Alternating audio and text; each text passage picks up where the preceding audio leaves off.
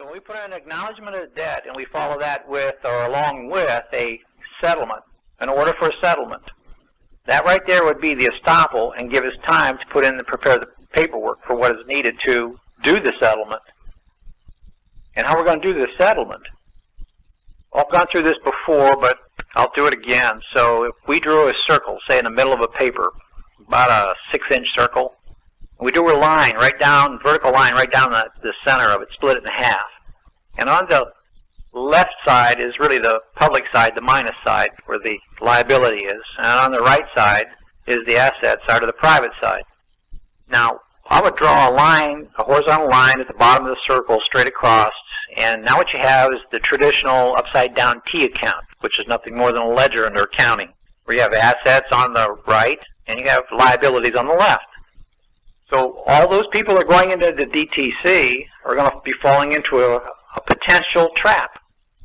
So when they go into the DTC and they go in answering questions, they are not asking questions as king, because a king always asks questions. So it's ask king questions as king. So the one who asks the question is the king. And they're asking the questions whether or not you know what you're doing in there, and you're not going in as the king asking questions. They're asking the questions, and they're the king, and you're the debtor. And those people that are successful to get in there think they're going to be getting access to their accounts.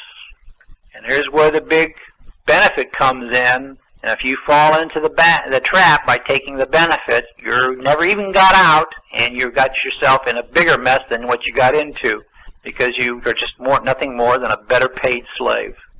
Because they're going to give to you all the Treasury securities, the Treasury bills, the T-bills, and maybe even the gold certificates or whatever's in that account. They're going to give it all to you. And at that moment, what you do with it is going to determine whether or not you're going to be succeeding in completing what you thought you were starting out doing, or whether you're going to never get out and you're going to increase the debt even farther, and they're going to love you for it.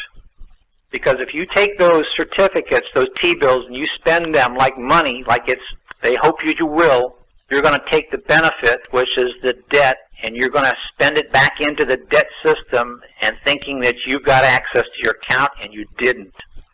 So all those debt titles on the left side, we're going to draw inside that left side, we're going to draw another smaller circle, and we're going to put a capital T in there, and capital T stands for titles. And at the foot of that T, we're going to put a small d. The D stands for debt. So it's the titles to the debt on the left side. We're going to do another circle on the right side. We're going to put a capital T in there also. Now that's the titles. And at the foot of that T, we're going to put a little A. And the A stands for assets. So it's the titles to the assets. Now if you take those titles to the debt on the debt side and you spend them, you're just going to create more debt, double debt, paying debt, and you can't pay debt with debt. It just keeps mounting up, and that's why they're loving you. And you're creating more problems than you realize. You're putting the final clinches on the whole collapse of this whole thing. But if you treat it as a trust, and you take the title and you draw a line from the TD up to, now we're going to draw another circle at the top, and we're going to put SM in there. That's the straw man account. We're going to take and merge the titles. We're going to move the title, the TD, and we're going to draw an arrow to that SM. And we're going to move that title to the debt into that SM, that straw man account. And on the right-hand side, the TA, the title to the assets, which is going to be the same amount as the TD on the left. They're going to be equal. We're going to move that title. We're going to draw a line up from that TA up into that SM straw man account. Now what we've done is we've settled the accounts. In effect, we're closing it. You've got the assets equaling the debts. And what happens when you take a minus and a plus and bring it together? Well, it discharges on the public side and it sets off on the private side. You bring the account to zero. But here's the thing. 1 penny of real money, lawful money on the private side will discharge all debts, all fiction money on the liability side. So if I fell into the trap and used those titles to the debt as money, I never did collapse the trust. I never did terminate the trust. Trust still exists. But if I move both titles to the debt into the straw man and the titles to the assets, the strawman accounts terminates. The trust purpose has been fulfilled. There is no trust. And what happens when the trust is terminated? The trustee must wind it up. He winds up the trust and he terminates the trust. In other words, he has to disperse the funds.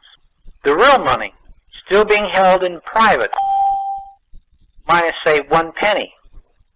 So now, what we're going to do from the remainder, let's back up a little bit. We're going to, after we gave the order for the settlement, we're going to give an order for the discharge on the public side. We're going to give an order for the set-off on the private side. And we're going to give an order to set up a new trust on the private side. And once that strawman account is closed, the remainder from that account is going to be transferred into the new trust. And that new trust you're going to get whole, total, different kind of credentials for.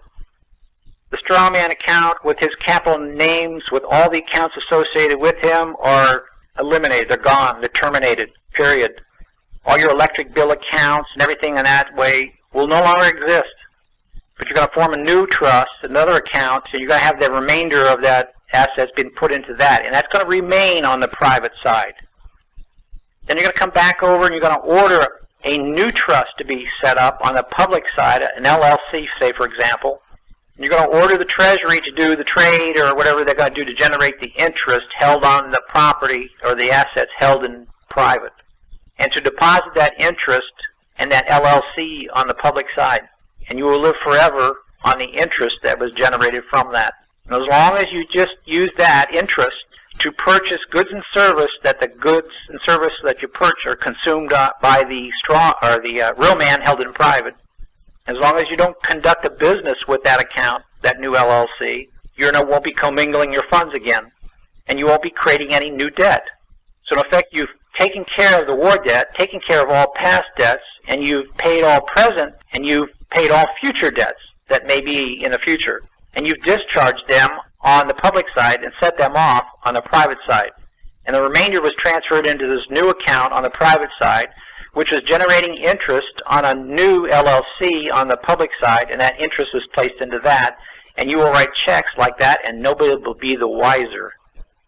And it is not taxable because it's foreign source. And you will be given the credentials to identify this new trust entity, and you'll become whoever.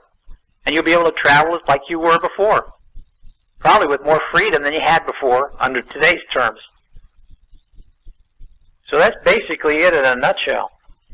The documentation's simple. As long as we do due process and notify all parties, and they will never answer back, because they never have. Because if they did, they'd be acknowledging the debt themselves, and it would stop the prescription. So we have to go and ask questions, because the one asking questions as king is king. And the questions I want to be asking are, do you have all the necessary forms in your possession to close and settle this account? If they say yes, well then, you've already got the order for the settlement, then close and settle it. If they say no, then I would give them an order to give me the forms that I need to complete the information so you can close and settle the accounts. It's as simple as that. I think we make things too hard under this debtor-creditor brainwashing that we continually go back to like a dog to its vomit. And we don't have to. So that also explains the reasons why some of these 1099 OIDs that were withholding, they put on the withholding there and taxed it back to the principal. And as soon as they got it back to the principal, the IRS seized the funds or locked up the account. Because the account, the IRS accountants couldn't give the disbursement to the beneficiaries who were debtors, because as soon as the assets were transferred to them, the creditors would jump all on them. So what they had to do is they had to seize the assets and apply it to the debt. And that's why you didn't get any funds. And until we pay the past war debts, all the past debts, present debts, and future debts that may be out there, do the discharge on the public side to set off on the private side, terminate that account. So with that, why don't we open it up for some questions? How about it? Anybody have any questions? I believe it's press *5 for an unmute there.